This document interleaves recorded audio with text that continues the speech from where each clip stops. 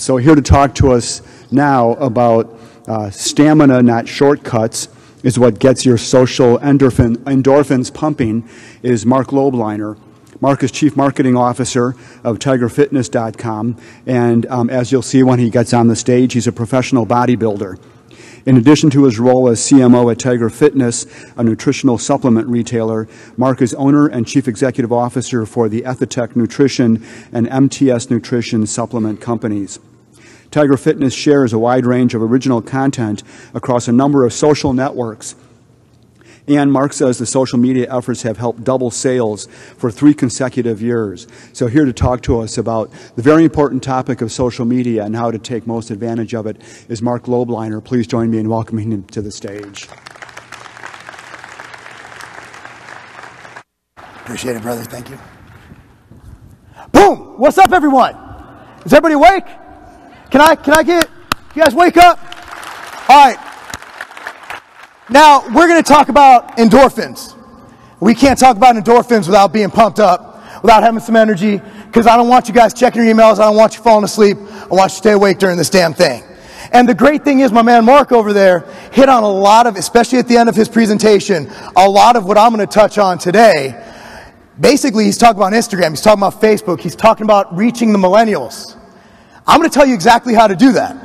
So you better pay attention. Whether you are an existing business looking to grow, whether you're an entrepreneur looking to get out there, or whether you just want to get more girls on Snapchat, this is the presentation for you. So with that said, y'all ready for this? You guys buckled up? All right. All right, so here's me. I'm the guy with the hat backwards. And those are my kids and my brother and all that. Anyway, so I am Chief Marketing Officer of TigerFitness.com. CEO of MTS Nutrition and Ethitech Nutrition.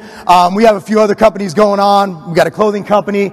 At the end of the day, TigerFitness.com and MTS Nutrition are 2 commonly owned companies, but they are completely separate companies. MTS Nutrition is a brand sold at many retailers, while TigerFitness.com sells many different brands. They are separate autonomous companies, and I have those roles within both companies. My first company I started was Scivation. Scivation created a category called the intra-workout category with a product called Extend. Not the thing that makes your penis grow, but Extend. You drink it during your training. It's a branched amino acid product. And basically, I started that in 2004, grew to a very nice level, and sold it in 2011. Before that, I was founding shareholder of InStone. That was a brand, Sylvester Stallone supplement brand. Is terminated a good word? Yeah, it lasted about 3 months there. Didn't really work out. Before that, I worked in publishing, Weeder Publications, American Media. I represented anything from Muscle and Fitness to Mira en Español, Enquirer, Star, just all kinds of magazines as far as the marketing and advertising sales parts of it.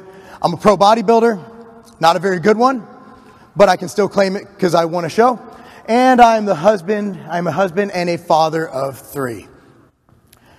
Oh, I forgot about that one. And I was also on American Grit. Anybody seen that show? Anybody? Nobody? Good. The ratings suck. It's all right. I get it. With John Cena, long story short, episode 3, my balance really sucks. So I didn't last too long. But anyway, getting into what we're talking about, a whole new world of the internet. Now, anybody here old enough to remember the IRC chat rooms? Remember you dialed in with your 28.8 or your 14.4 modem? All beeping and stuff, right? Then moved on to message boards. That was actually with Scivation, where we got a lot of good marketing back when message boards were hot. You had people interact. It was kind of the original social media, in my opinion. From there, went to AOL Instant Messenger. Long story short, in high school, my wife actually asked us on our first date on AOL Instant Messenger. I don't know if that ages me or just makes it look cool because she asked me out. MySpace. You guys remember MySpace? That didn't last too long because a little something called Facebook came out. Facebook essentially started as a college app, essentially blew up to what it is today. Instagram, which obviously Steve Madden and Marc talked about, is really become a big branding piece of the marketing puzzle. And of course, YouTube. Now I'm going to focus on YouTube. I'm going to tell you why in a little bit. So why is social media needed? Print ads, TV ads, radio ads, they're impersonal. You read a print ad, you're essentially just seeing that. You're only hitting 1 cent. You're only seeing it. You're reading it. That's it. It's not personal. It's not interactive. You can't ask questions to a magazine. You can. You just might look crazy doing it. So they're extremely impersonal. You're only hitting one sense. You're hitting like visual. You're hitting audio. You're hitting just a few senses. And those aren't enough. It's impersonal. They are a part of the marketing mix, but they're not the whole piece of the puzzle. Back in the day, you run a print ad, that's all you had. Customers want to feel wanted. For example, they want to feel like they're a part of the brand. And we'll get into how we do that later, but they want to be a part of your life. They want to know the brand they're working with. They want to feel connected with them. They want to know who they're buying from. Social media has opened us up to that. There's me eating cake. Constant exposure. Now, impressions equal sales. Back in the day, I remember when I went to college, which was a long, long time ago. Actually, not that long ago. It was in the late 90s. It used to be 10 impressions. That was the rule. 10 impressions to earn the mind share of the consumer, to get in the consumer's mind, to get into their mind space. Have you looked around? You have ads all around you. Look on your table. There's ads on your table. Look at the shoes I'm wearing. There's a Nike swoosh. There's ads all around us. I'd venture to guess those 10 impressions with everything we have going on, social media, much, much higher, exponentially higher. And I just hit my microphone. My bad. The key to successful social media for the growing and broke entrepreneur. That's the beauty of social media. It doesn't cost anything. At its rudimentary, basic level, social media is free. All you need is a phone with a camera feature and a modem. That's it. That's it. So you are the key to success.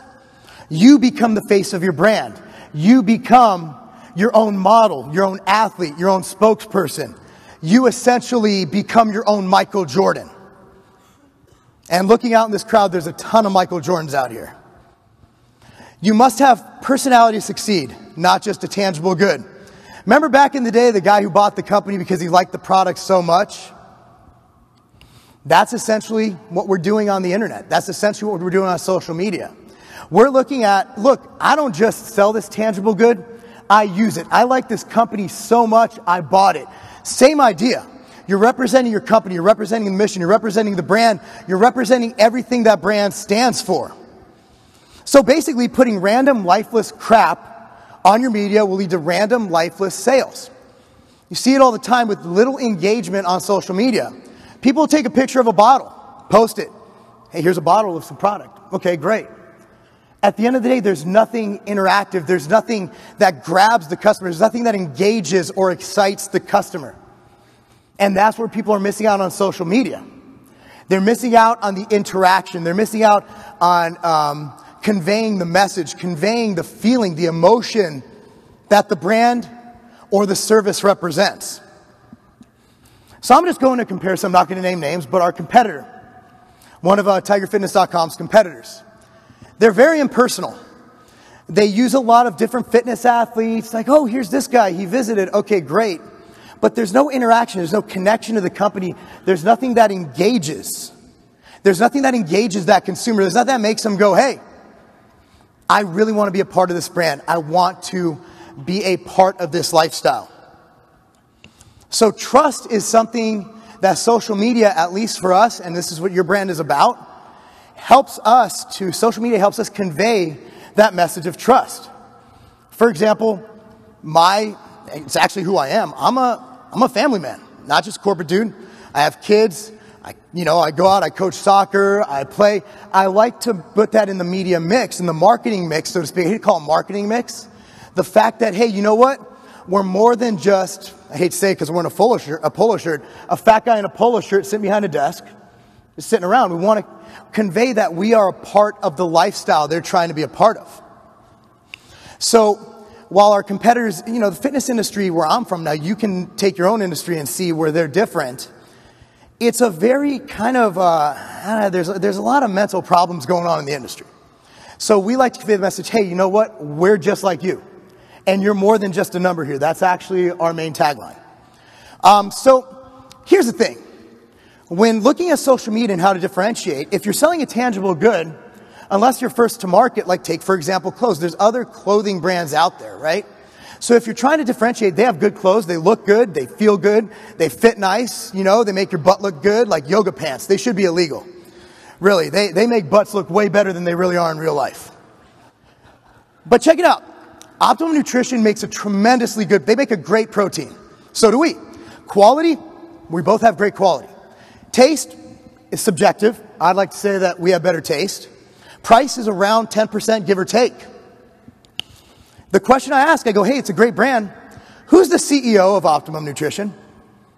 Not once has anyone been able to answer that. And if your differentiating point could be the fact that you are, a part of the company you're representing and you're actually talking to the customer and becoming a part of their life. Again, differentiation is the key to surviving in the marketplace and the key to growth. So by simply being accessible, if that could be a point of differentiation that helps you succeed, by all means, why not? Don't just sell. Don't just put deals on there. Hey, we got to buy one, get one free. People start to hate that and they start getting conditioned to sales. Information sells product. For example, you want to become a resource. You want to be educated on everything related to your industry. For example, we have a content site at Tiger Fitness. It's probably not going to return on investment for a good 2 to 3 years, but we're building up that content. Not only does that help SEO, but from a psychological standpoint, the consumer's like, hey, instead of just providing us with a product, TigerFitness.com cares about our goals. And they're going to give us information on exercise, on diet, on supplementation, on everything I need to reach my goals. So you don't want to just sell, but you want to provide information. And I'm not saying do an article or a piece of information riddled with ads, riddled with information trying to sell product. You want a good, healthy mix. And you want to be able to say, hey, look, we're doing more than just selling you stuff. We actually care. Because you're more than just a number here, right? Here's the only issue with social media, and be prepared for this. You're going to get haters. You could be the nicest guy in the world. Hell, even Mother Teresa had a book written by Hitchens about how much she sucked. And she's a saint. Mother Teresa had haters, and I guarantee you there's nobody like Mother Teresa out here. We like to call them trolls. Trolls will be there, they will find you, and they will try to destroy you. I've had so many threats, my wife put full cameras around the perimeter of our house. I'm living in goddamn Fort Knox. Like, seriously, I can't do anything. I can't walk around naked anymore. It's on film. And I'm not getting paid for it, which that's where I draw the line. So there will be haters. So if you do go this route, be prepared. Be prepared for some hate. It is what it is. Trolls exist. So the social marketing mix. Marketing mix is all marketing that makes up your marketing portfolio. Back then it was print, radio, TV, blah, blah, blah, blah, blah, right? Now, I'm going to talk about the social marketing mix. Instagram, Periscope, Twitter, Facebook, Snapchat, YouTube. That's it. So here's us. Now, if you notice, I focused a little less on what we do and more what you can do, and that's what this is all about. I could talk about how cool Tiger Fitness is all day long, but I want you guys to take this home and build your business with it. That's why I'm here. I'm not here to hear myself speak about how awesome we are. I'm here to help you guys take this message and act on it. So right now, our Tiger Fitness YouTube channel, 300,000 subscribers. I also have a ghetto channel I call the Lobliner channel. That's where I just basically talk trash, really low quality videos, but it's fun. That's 20,000 subs. Instagram, I'm 130. Tiger Fitness is 50. Twitter, 25K and 12K. Facebook, 60K for both my personal and fan page combined. 80,000 for Tiger Fitness. And again, there's me in leggings or tights on American Grit. That's a really American picture. You can't get more American than being in tights hanging next to John Cena's face. So here's some tangible numbers, just so you know our growth, so you know I'm not talking out of my rear end. We're on the Fast 55 again this year. We've made it the last, I think, 2 or 3 years with Tiger Fitness. MTS and Tiger Fitness are on the Fast 55 in Ohio. We made Inc. 500 5,000 for, I believe it's 4 years running. MTS Nutrition, 2013, $100,000. This year, projected $6 million. That's only B2B, not counting Tiger Fitness sales. So if you count in Tiger Fitness, it would be well over that. TigerFitness.com, again, went from 2.5 million in 2012 to basically 11 million in 2015, projected 10% for this year. So 10% growth for this year. So we're growing. And our main form of marketing is obviously SEO for an internet site and social media. We don't run print ads. We do occasional sampling, but we're all about social media. That's where our investment's going. Let's get into Instagram. My man Mark talked about Instagram. It's huge. Problem with Instagram, let's go for the negatives. There's no hyperlinks allowed yet unless you put in your profile. It's pay to play. Meaning that it used to be you post something and the most recent post would go on someone's feed. Now you have to pay to get on top of someone's feed. So it's less free. It was, the Wild Wild West. Facebook bought it, found a way to monetize it. Good thing about Instagram, you can display a mix of what you do. I like to do only 1 in 6 as some sort of a deal or a sale or something like that. So you can, hey, here's me and the family playing on the beach. For me, hey, here's a picture of me in underwear. Or here's a video of something, very good integrated video in there. So you could display a mix, and then you could throw in a deal or a sale or something about what you do, or product launch. The brand pages need character.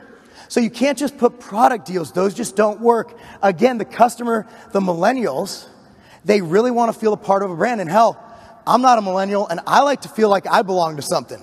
I feel cool wearing my Nikes, even though they don't match this outfit at all. It's just what I do. So, we use ourselves. Here's me with the greatest bodybuilder of all time, Ronnie Coleman, in an ice cream eating contest. That really hurt afterwards. I'm lactose intolerant. Periscope is Twitter's live video. What's really cool is it's very interactive. They type in questions, you see it, you answer it via voice.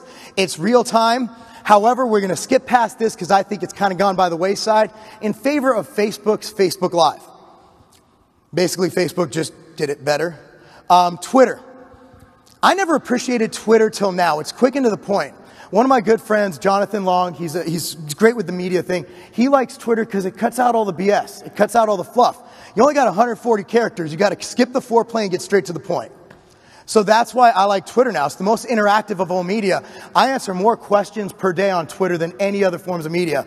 Character limit is a plus and a negative. It's hard to explain things, but it also allows you to get the point across really quick, and it forces you to abbreviate and think and use really cool texting language.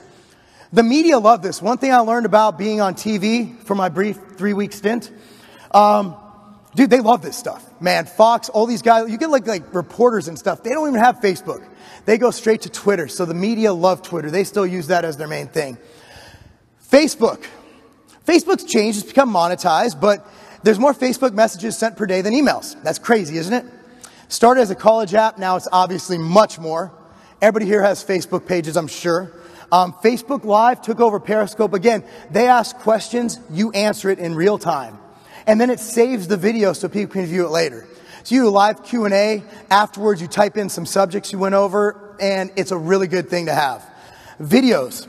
Facebook's trying to get into the video market. They're trying to make a move on YouTube. So video is very important to actually not just post a link to YouTube, put a native video on Facebook. Actually upload it to Facebook. Pictures are also important to Facebook. Order of importance, where they actually show up the top in people's feed. Native video is actually number 1. Native pictures 2. Text, where you just post, hey, I ate a cheeseburger today. That's number 3. Links are last. Why? Because links take you off of Facebook. They want to keep you on Facebook. Then you have personal pages and fan pages. I have both. They're both kind of used in a public manner. It just depends. Obviously, if you really don't have many fans, probably not cool to start a fan page where just your friends are going to join. But if you have some kind of claim to fame, like if you're a public profile, if you're Steve Madden, or if you do professional wrestling on the side, whatever it is you do, it might be wise to start a fan page because you can do those live videos. Snapchat, 10-second max post. What I will say is, this is just anecdotal, the younger people love this. They use this more than, like when I take pictures at trade shows, it's always to their Snapchat, and then they save it so they can post it to both. Snapchat's huge, 10-second max post on videos. It disappears from their story in 24 hours. It's great for transient content and moments in your life. Transient content being like, hey, here's me shopping, or this and that, just something transient that you don't need to stay up, just to kind of give people a glimpse into your life. And as far as for business purposes, if you have a flash sale, if you have an internet site or a retail store, you can run that on Snapchat. And unlike YouTube or Facebook, where you actually have to take that sale down so people don't ask if there's still a sale going on, it disappears in 24 hours from Snapchat. And it showcases the real you because it's unedited. You can't Photoshop a picture. You can't really do much with video. It is what it is. YouTube is obviously for us a huge part of our marketing mix. You must have a personality. See, the thing about YouTube is not everybody can make it on YouTube. Anybody can have a YouTube channel, but you need to make it so people actually want to watch you. Where we do well and other people fail is we have an engaging personality. In myself and some of the people who work with us, we have Steve, our editorial director. We have personalities for them to relate to. But usually brands who just do like the Supplement Brand X page, they usually don't do very well with views or engagements or conversions. That's why I think ours is working. And we were also one of the first internet supplement retailers to really get into YouTube. Do not just simply go on and do, hey, we got a deal on this fat burner. No. Or we got a deal on these shoes or whatever. No. You got to keep a balance. I like to keep it mostly content. In fact, I like to keep it probably over 90% content. Content being training videos, information. Remember we talked about earlier, information sells product? We want to show people how to do things. We have a new feature coming, a new super feature coming out in the next couple of days. It's the Core 4 training system. It's going to be really cool. It's engaging. It's interactive. There's no sales going on, but it's going to get tons of traction, tons of hits. And we'll have people going to not only our content site, but to those YouTube videos, and there's 4 separate videos.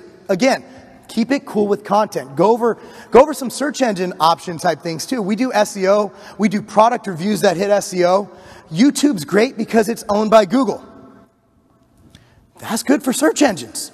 And it will help your Google ranks if you have good YouTube. Be entertaining. Nobody wants to see someone talk monotone about how cool a new computer is. I mean, some people might.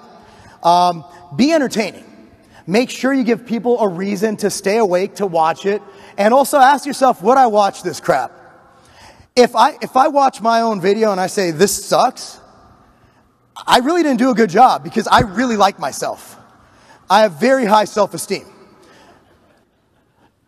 So if you can't watch your own crap, how do you expect other people to watch it? If done correctly, YouTube can make your brand. It can.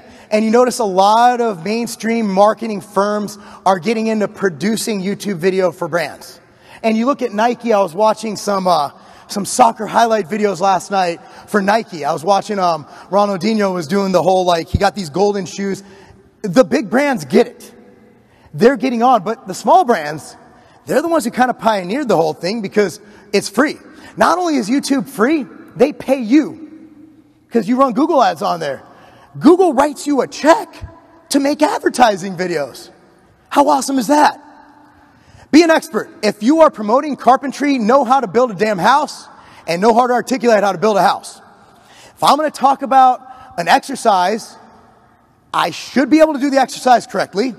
And it should look like I lift a weight. That's just my opinion. Again, it's YouTube. It's all perception. It's not political correctness. People are going to watch what they want to be and what they want to learn. Thing is, I have 16 plus years in this industry. I know everything, right? Nope. I don't know crap. There's still a lot to learn. Keep up with it. Keep up with current events and let people know about them and talk about them and discuss them. Constant re-education and new developments. Always know that every industry is constantly evolving.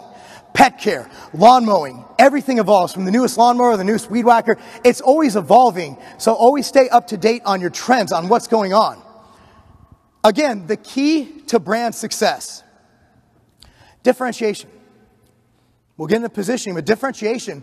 Why are you different from your competitor? So if you're looking at social media, why should someone look at your social media? And that also ties in your brand. If your brand has a point of differentiation, that will be your social media's point of differentiation. For us, our point of differentiation is personalized service, and you're more than just a number here. That ties into our point of differentiation on YouTube, and also the fact that we tie in family and family values and things like that. That's a point of differentiation. So just think, how are you different? Again, Walmart's the low price leader. Target can't come in and say, hey, we're the low price leader. No, they got to be all high-end like Target and stuff. Be the opposite of your main competition. Again, bodybuilding.com says over 25 million sold or whatever. We say you're more than just a number here. I'm not going to take credit for that. My partner Chad came up with that, but I sound really cool saying it. And I'm delivering it, so that's all that counts. Bodybuilding, again, yeah, I already said that. Getting ahead of myself again. So basically, to get started on this, identify your position. What is your position in the marketplace? Are you the low price leader? Do you have the best customer service? Do you have the fastest servers? Do you have whatever it is?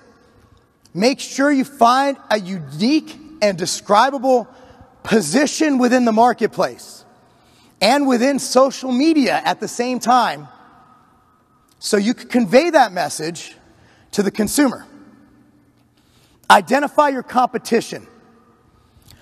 Know in the social media world and in the business world who your main competitors are, so you know how to position yourself different and also in opposition to them to garner that market share.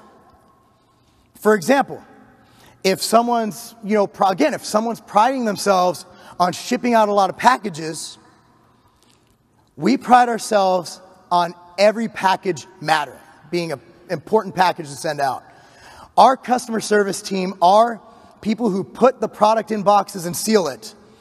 If they put a request in a memo, like, hey, write me a cool personal message or draw me this, they'll do it.